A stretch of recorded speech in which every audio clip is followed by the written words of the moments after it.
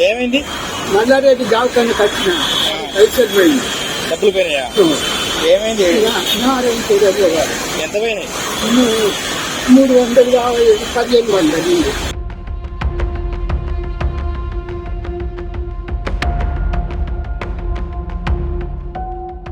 Metro station మెట్ల దగ్గర నిలబడి వచ్చిపోయే వాళ్ళకి దండం పెట్టి, అమ్మ నాకు సహాయం చేయండి, అయ్యా నాకు సహాయం చేయండి అంటూ వాళ్ళ దగ్గర డబ్బులు తీసుకుంటూ తీరా వాళ్ళు ఇచ్చిన తర్వాత ఒక్కొక్క నోటు తీసి మడతపెట్టి లెక్కిస్తున్నాయి. పెద్ద ఆయన పేరు సంగయ్య. మెదక్ జిల్లా నారాయణఖేడ్ ఆయన సొంతూరు. లంగ్స్ ప్రాబ్లం ఉండడంతో ఆయన హైదరాబాద్ వచ్చి ఒక హాస్పిటల్లో చూపించుకున్నారు.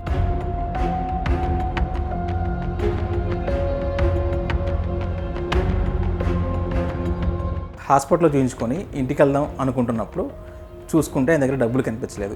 మొత్తం 1500 రూపాయలు ఉండాలి, వాటిని ఎవరో కొట్టేశారు. ఇప్పుడు ఇంటికి ఎలా వెళ్ళాలి అనే బాధతో ఆయనకి ఏం చేయాలో అర్థం కాలేదు.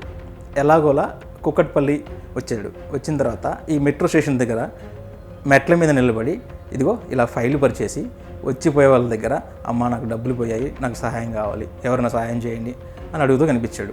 ఆ మెట్రో జర్నీ కోసం వెళ్ళేవాళ్ళు మనిషికో 10, 5 ఇస్తూ ఉంటే వాటిని తీసుకుంటూ ఆయన జాగ్రత్తగా లెక్క పెడతా కనిపించాడు.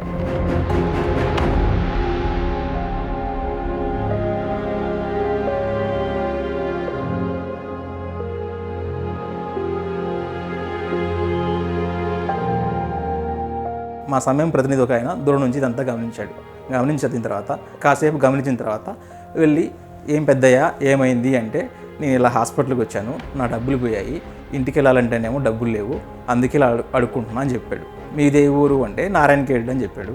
ఎంత కావాలి డబ్బులు అంటే 300 రూపాయలు ఛార్జీకి అవుతాయని చెప్పాడు.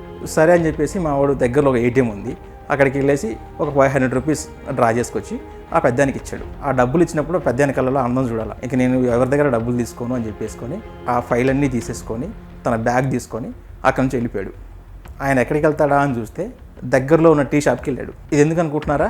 ఆయన ఫస్ట్ టైం మావాడు అడిగాడు, నువ్వేం టిఫిన్ చేసావా, తిన్నావా అని. తిన్నా అని చెప్పాడు. అంటే వీడు డబ్బులు ఇస్తాడో వీడు తెలియదు కానీ నా పనికి అడ్డుపడుతున్నాడు అనే ఉద్దేశంతో నేను తినేసా అని చెప్పాడు. తర్వాత ఆయనకు ఛార్జీకి 300 కదా, 500 ఇస్తే ఓ 200 ఎక్స్ట్రా ఉన్నాయి కాబట్టి వెళ్ళి అక్కడ టీ తాగి ఊరు వెళ్తున్నాడు.